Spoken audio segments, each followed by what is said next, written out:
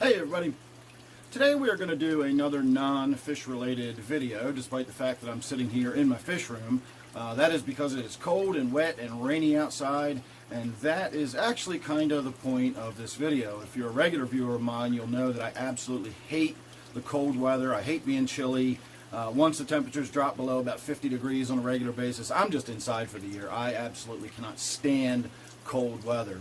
And so this is my best friend this time of year. What this is my Zippo Catalytic burner hand warmer, and it's not truly a burner. It is a catalytic converter essentially in there, but it gets warm, and now that I've taken it out of its pouch, it's going to get really warm. So I'm going to go ahead and put it back in the pouch now that you've seen it for a moment, and we'll have a little bit of chat about it, and then we will go over to my workstation area, my washing machine, and we'll talk a little bit about it. I'll show you how it works and everything. But it's basically just a little hand warmer. It does use lighter fuel like Ronsonol or whatever, like the naphtha-based lighter fluid, not charcoal lighter, but lighter fluid, like for a wick lighter, like a Zippo lighter.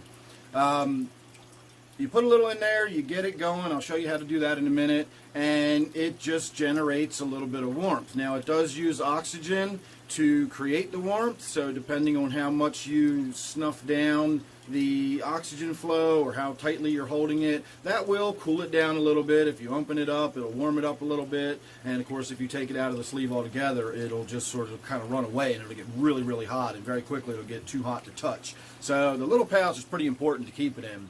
And as a hand warmer, it is really nice. This is the small 6-hour job, although I've had this thing last over 12 hours on many occasions. It regularly lasts me about 10 hours. It is nice to hold in the hand. It's comfortable, it's a nice size, and it's always nice to just have something warm in your hand, kind of like, you know, holding a cup of coffee or a cup of cocoa or something.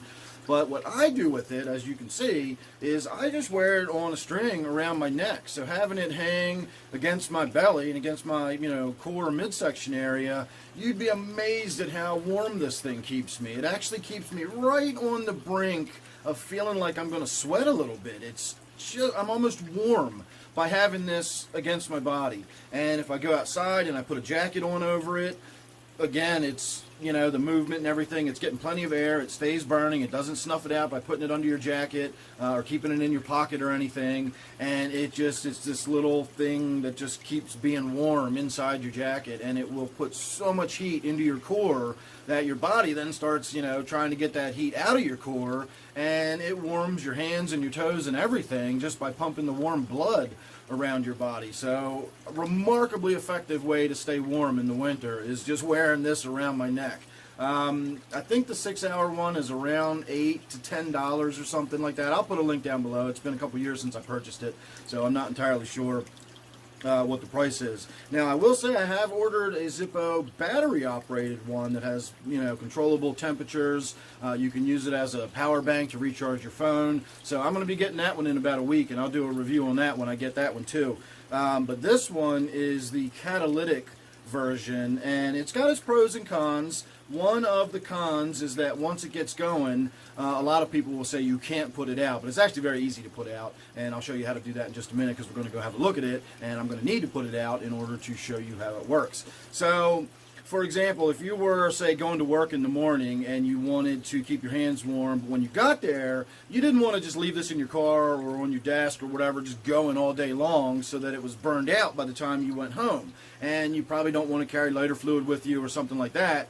So how do you put it out after your morning commute and then start it back up in your evening commute? You know, that a lot of people seem to think that that's a real issue, and it's not. It's really, really simple to do. And again, I'll show you how to do that in just a minute. The other concern that a lot of people will say is the lack of being able to regulate, you know, the temperature, adjust the temperature. And I never really find that to be a problem. It always seems to run right about the right temperature. Again, as long as you keep it in the pouch, I sort of zip it just a little bit closed and then pull the little cinch, you know, thing down. And so it keeps just a little bit of an opening. And it always just seems to stay the right temperature. Now, of course, if I squeeze it and I hold it and my hand draws a lot of the heat out of it and I'm closing the end of it off, it'll cool down a little bit, but all you got to do is just sort of open it up a little bit, relax your grip a little, let some air get to it, and it warms right back up.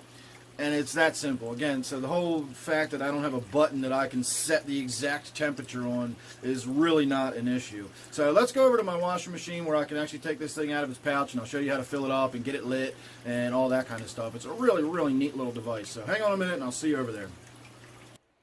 Alright, now normally we would start by showing you how to fill it up and all that kind of stuff, but since we're already warm, we're going to start at the other end of the spectrum and we're going to show you how to shut it down beforehand.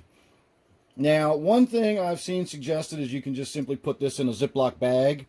That will suffocate it. If it doesn't get oxygen, it will go out. I have found that this will go out if you do put it in a tight pocket, or if you close your hands around it and clamp it shut really tight for 15 or 20 minutes, it eventually will go out. So be mindful of that when you're using it. You can't just put it in your hands like this and keep it there. That will put it out. But if you want to just basically turn it off like you're turning off a switch, you just pop it out. Now remember, it's probably not going to be too hot to touch when you first take it out, but once it gets exposed to open air like this, it will get warm really quickly. And of course the burner on the inside is already very warm and too hot to touch. So you just take the little bag and you just pull the burner off. You're done. It's off. That's it. It's not lit anymore.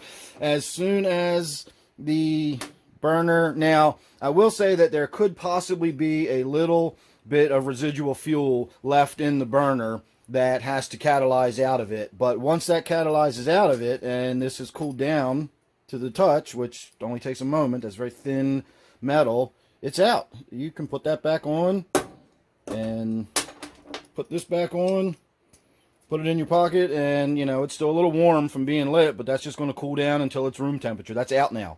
As soon as you remove that from the fuel source and the fuel that's in that catalyzes out of it, it's out. And it needs to be relit. Even if you put it right back on immediately, it is out and it needs to be relit. So that's how to turn it off if you want to do it. I know that's too hot to touch, but the little bag they give you makes it perfectly simple to just do that while it's hot, and that's it. You know, so again, why people make such a big deal out of that, I really don't know. So to fill it up, you take the burner part off, and I keep saying burner. Let me make it clear right away. It's not a burner. It's a catalyzer and a warmer. It's not actually burning anything in the sense that there is combustion or open flame. This does not produce any carbon monoxide, it doesn't produce any carbon dioxide, and it doesn't produce any water vapor, which is what you get as byproducts from combustion. So you get none of that. You may get a little bit of lighter fluid smell if you put it, especially the way I hang it right under my chin, hanging on my neck. When it's first full and there's lots of lighter fluid in it, you might get a little bit of that lighter fluidy sort of smell. But once that sort of excess burns off, you're good to go. It just doesn't smell like anything. So there's your little thing. This is pretty self-explanatory. You fill it all the way up to the full line, and the one that comes with the 12-hour burner is twice the size of this one. This is for the 6-hour. You fill it up, it's got the little hole there, and you can mess around with that. I personally don't see the point in that. I just take the top, put it in there and very carefully fill it until it's full. You don't want it wet and running out the top and everything, but you do want to see it good and topped off. And then once you've done that, you simply put it back together like that. And of course, I did not bring a lighter with me, so let me put you on pause here for half a second. I'll be right back. Alright everybody, now this is probably going to be the most common flame source that is going to get used on these, but you can use a match or a Zippo or whatever. Any kind of flame source will work. What you want to do, and this one's still a little warm so we won't have to do this very much. This can be a little tricky to get going, and you'll figure it out once you get yours and you want to tinker with it a little bit.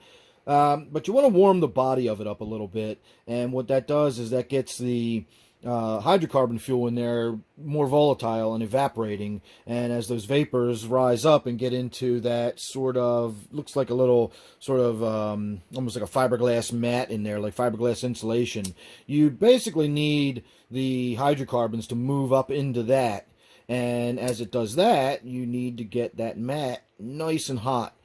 And once it gets to a right temperature and it gets the right amount of oxygen and fuel, it basically sets up a self-sustaining chain reaction, and it's an exothermic reaction. So you're just getting this heat being generated without any combustion. There's no carbon monoxide, there's no carbon dioxide, and there's no water vapor, as I already mentioned.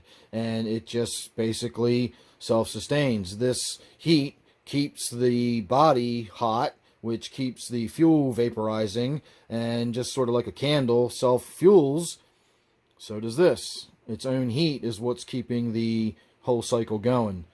And that's it. I know you can't tell. I know you can't see that's lit or whatever, but that is lit. So I usually just give it a few minutes to really give it plenty of air and really let it get good and going. And when this is starting to feel kind of hot, I'll go ahead and put the cap on it. And you see me, I keep doing this like I have to do that. It doesn't do that at all. In fact, this doesn't even click on there. It just sort of slides on, and there's nothing really holding it on there other than it's a little bit tight. So sometimes if it gets a little loose, you can kind of squeeze that back together a little bit and snug it up again.